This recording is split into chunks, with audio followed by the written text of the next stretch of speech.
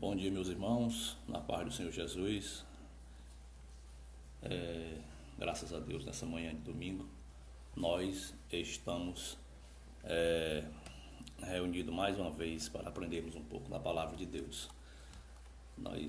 Daqui a alguns minutos, nós iremos iniciar a nossa EBD no nome de Jesus. Glória a Deus.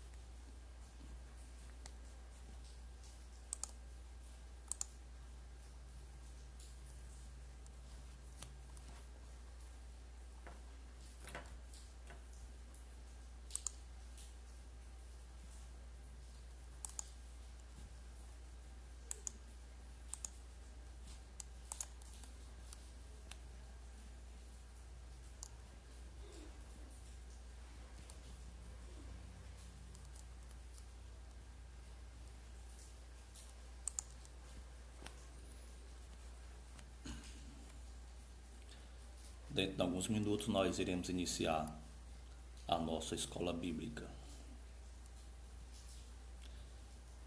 Você que está nos assistindo, vá compartilhando, convidando os irmãos.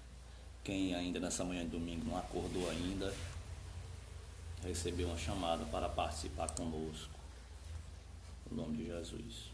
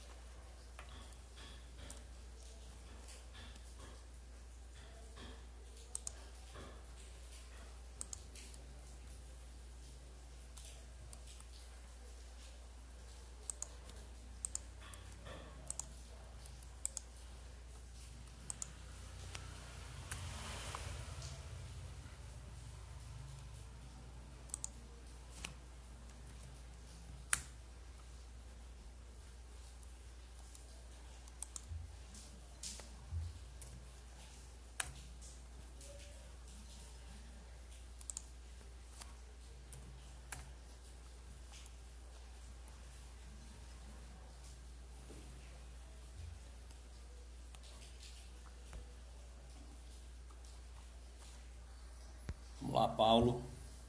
Glória a Deus.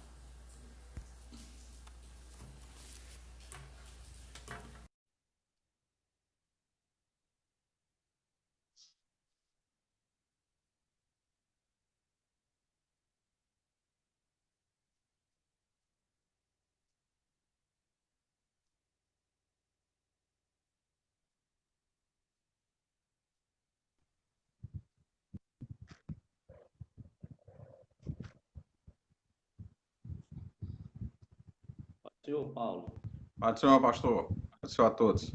tudo bem? Amém. Glória a Deus. Meus irmãos, nós, só aqui configurando o computador, mas nós damos graças a Deus por mais uma oportunidade que Deus nos concede estar na sua presença.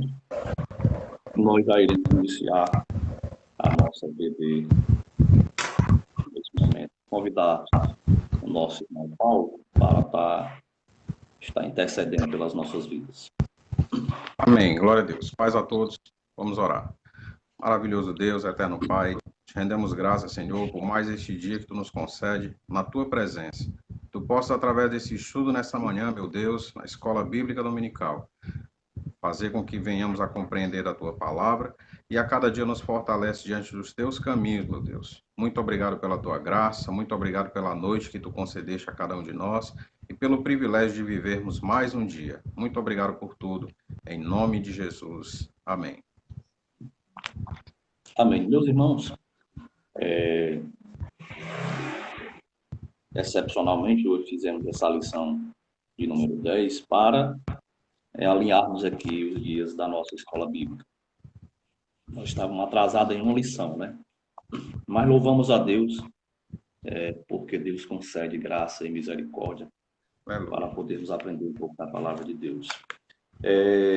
Quem já vem acompanhando as lições tem entendido que Paulo tem trazido algo de muita importância e riqueza para o nosso conhecimento.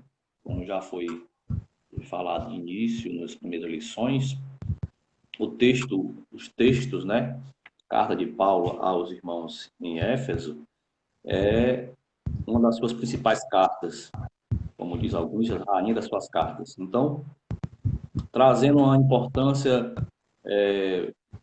muito grande em relação à compreensão da questão da salvação, a questão do nosso papel como igreja, e essa importância de aprendermos a palavra de Deus é justamente não somente para termos conhecimento das letras, mas entendermos qual é o nosso principal papel como igreja, como é que nós devemos nos portar diante da sociedade.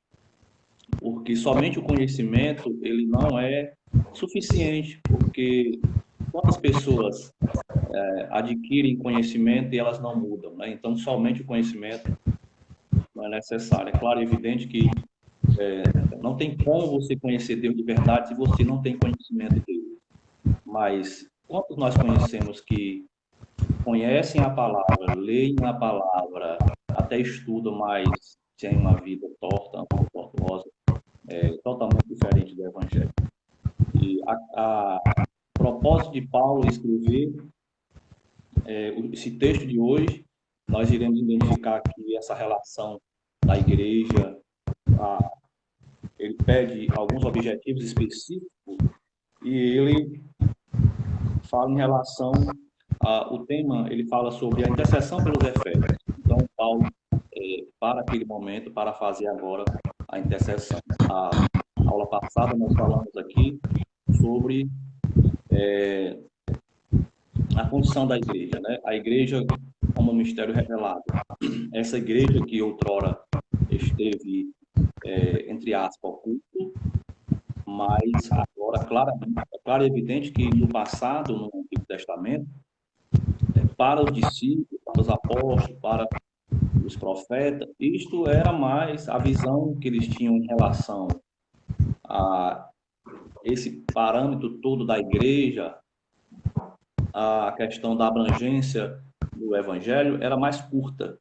E hoje, quando nós olhamos numa perspectiva diferente, é fácil dizer, é fácil compreensão. Para nós, hoje, é fácil, tendo o evangelho, né? Tendo o evangelho e lendo a palavra, com a teologia, com a hermenêutica, a gente vai buscando a melhor compreensão para entendermos o propósito de Deus para a vida da humanidade, né? Como trazendo para todos a questão da expiação universal. Mas o homem precisa entender esse propósito e buscar entendimento para que possa receber de Deus graça suficiente e vencer os obstáculos. Eu queria convidar aqui o Paulo para fazer aqui a nossa introdução. Glória a Deus.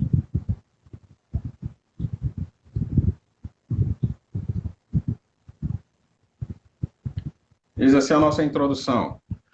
Após revelar o mistério oculto e todas as suas dádivas, conforme descrito no capítulo 3, verso 1 a 13, o apóstolo Paulo passa a orar em favor da Igreja de Cristo, capítulo 3, verso 16 a 19. Na intercessão paulina, aprendemos que Deus pode fazer tudo além do que pedimos ou pensamos, sendo Ele o único que é digno em ser glorificado, capítulo 3, versos 20 e 21.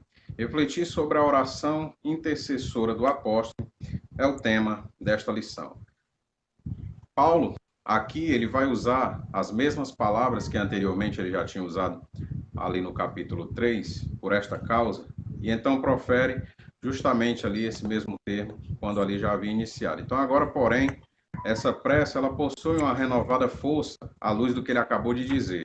Paulo não é apenas levado a orar pelo pensamento da grandeza de Cristo, que dá vida àqueles que estavam mortos em pecados, e também pela questão da conscientização da unidade a qual judeus e gentios foram ali trazidos a formar uma só família, mas também pela contemplação do propósito maravilhoso de Deus como um todo, e que ele tem sido conduzido a expressar mais pessoal e profundamente. À luz disso, e tudo, e devemos acrescentar por causa da tentação dos leitores que estavam ali sendo tentados a esmorecer diante daquela situação da prisão de Paulo, e ele faz agora essa oração. É uma oração semelhante à do capítulo 1, verso 15, mas ela possui uma maior intensidade, tal como está implícito nas palavras: por esta causa me ponho de joelhos diante do Pai.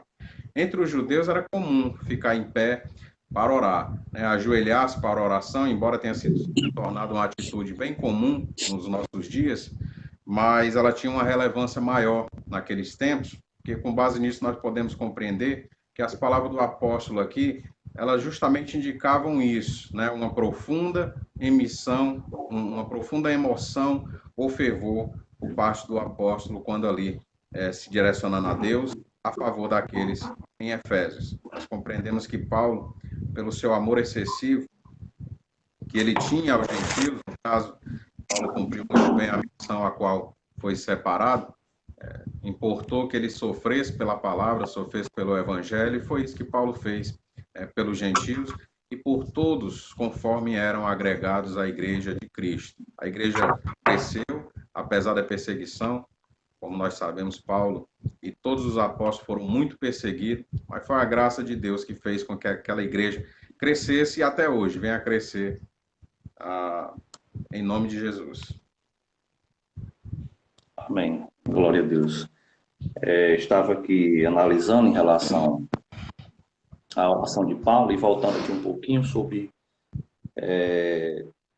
o momento, né? O momento em que Paulo estava vivendo.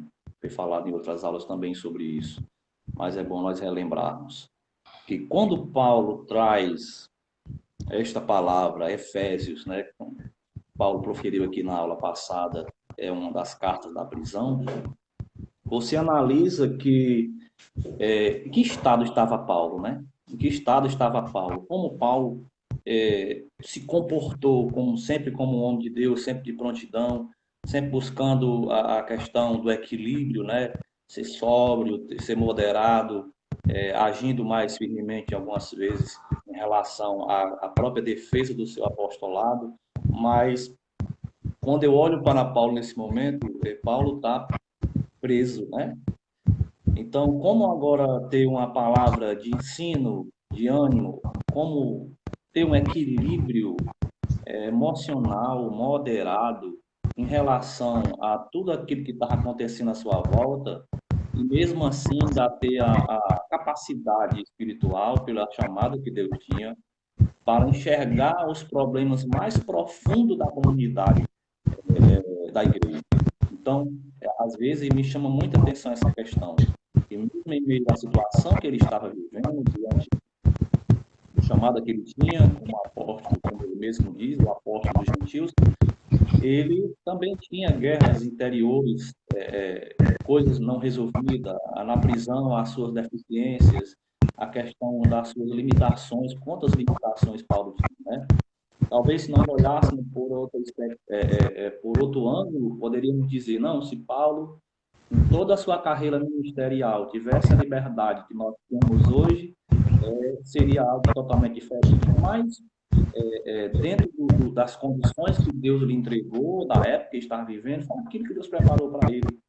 Tinha um chamado, entendeu o chamado, o próprio Cristo, através da revelação, quando ele ali caiu em si, logo na sua conversão, que as escamas caem dos seus olhos, você viu rendido. Foi isso que aconteceu com Paulo, um homem rendido, né? um homem rendido quando o Senhor disse do será para ti recalcitar com os meus agrilhões. Agora, ele iria saber o que realmente é ser perseguido. O Senhor estava dizendo, tu perseguiu a minha igreja, achava que tu era zeloso e que perseguia alguma coisa. Eu vou te mostrar o que é ser perseguido. Vou te mostrar o tamanho das cicatrizes, das dores que fizeste nas minhas ovelhinhas. Você agora vai ser ferido com essa mesma perseguição. Então, nós enxergarmos esse contexto, até pela questão de nos motivarmos, né? Nos motivarmos a colocar em nós a questão da chamada que Deus tem. Se ainda não identificamos essa chamada, buscar essa chamada. Buscar entender pela palavra de Deus, pelas limitações que nós temos, a chamada que Deus tem feito nas nossas vidas.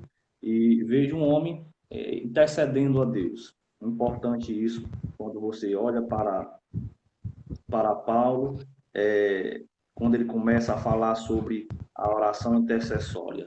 Então, não somente tinha uma palavra de refúgio, de força, mas também Paulo se preocupava. Por que Paulo se preocupava? Porque Paulo tinha a convicção que, mesmo ele sendo o apóstolo dos gentios, trabalhando com a igreja, quem realmente cuida da igreja é o Senhor. É o Senhor que é responsável, é o Senhor que zela, é o Senhor que limpa aquilo que está no meio da igreja, é o Senhor que zela pelos dons, é o Senhor que faz crescer, é Ele que instrui, é Ele é o sumo pastor, é Ele que vai lá no coração onde não tem mais esperança e coloca esperança, é Ele que ativa novamente a fé, a convicção. Então, Paulo entendia muito bem que mesmo diante das palavras que seriam colocadas para o reforço espiritual dos irmãos, a principal força que ia levar a conduzir o rebanho do Senhor era a força do Senhor, o seu Glória a Deus. Espírito Santo.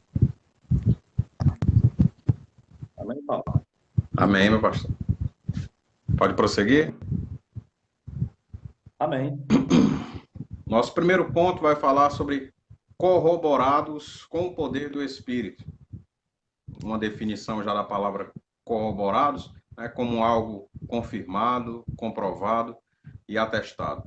O apóstolo inicia sua oração ao Senhor com um pedido duplo: o poder do Espírito no homem interior e a presença de Cristo no coração dos crentes. Esses foram os dois pedidos ali que Paulo vai direcionando as suas orações a Deus, entendendo ali da necessidade dos Efésios, entendendo da sua própria necessidade.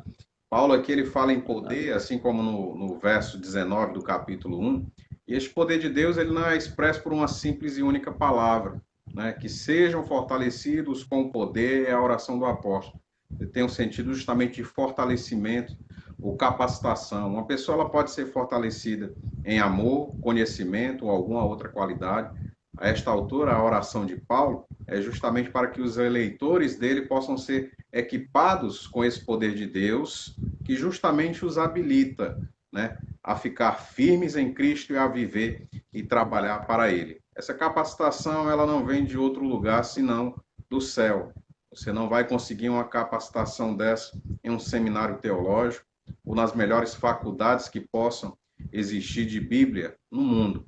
Mas essa capacitação, ela verdadeiramente vem do céu, vem do Espírito de Deus, ela nos acompanha durante toda a nossa caminhada cristã.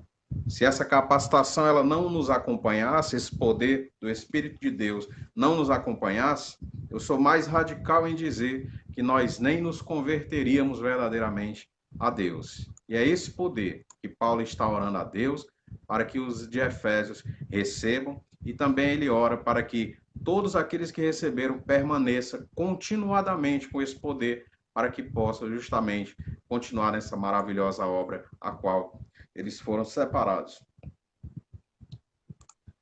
Nosso primeiro subponto, as riquezas da sua glória. Paulo apresenta sua oração confiado nas riquezas de sua glória, a de Deus, conforme descrito no verso 16 do capítulo 3. O apóstolo já havia declarado que Deus é o Pai da glória, no verso 17, capítulo 1. Cheio de abundantes riquezas de sua graça, capítulo 2, verso 7, capítulo 3, verso 8. Isso significa que ele é possuidor de todas as glórias e despenseiro de ricas e ilimitadas bênçãos. Em razão disso, Paulo pede para que a igreja seja fortalecida com poder, que seja habilitada por Cristo, que compreenda o amor divino e tenha pleno desenvolvimento espiritual, conforme descrito no capítulo 3, verso 16 ao 19. Aqui está justamente o auge dessa oração de Paulo pelos irmãos ali em Cristo de Efésio, é que eles possam ser tomados de toda a plenitude de Deus. A sua oração era para que recebam o máximo que se pode orar, a habitação plena de Deus. O apóstolo ora com insistência, pedindo que o povo de Deus seja cheio até o máximo dele mesmo. Para a sua própria vida e para daqueles a quem ministra, Paulo deseja nada menos que a habitação plena do Espírito, o mesmo descrito ali no capítulo 5, no verso 18. De sua plenitude, não apenas de uma parte de sua natureza, todos podem receber, conforme descrito em João 1,16. E o alvo para o indivíduo e para o corpo atingir não deve ser menor do que a medida da estatura da plenitude de Cristo, a mesma descrita ali no capítulo 4 de Efésios, verso 13. Essa vontade de Paulo para que os efésios fossem revestidos justamente desse poder, para que fossem esses habilitados e constantemente preparados para essa boa obra a qual eles foram separados. Que vontade maravilhosa, que amor maravilhoso esse de Paulo, derramado ali diante da vida daqueles homens que haviam se convertido, mas que agora, para permanecer firme nos caminhos do Senhor, necessitavam justamente dessa capacitação e desse poder, para que eles viessem continuadamente estar diante da presença de Deus. Nosso segundo subponto fala justamente fortalecidos com poder. O primeiro pedido do apóstolo é para que a igreja seja corroborada com poder pelo seu espírito no homem interior, descrito no capítulo 3, verso 16. Essa petição não quer dizer que a igreja em Éfeso não tivesse o Espírito de Deus, conforme descrito ali no capítulo 1, verso 14, mas que ela fosse continuadamente revigorada com poder e, consequentemente, em seu fortalecimento diário, em 1 Coríntios 16, 13. Ainda enfatiza que a única força que habilita o crente a se manter firme advém do Espírito Santo, João 14, versos 16 e 17.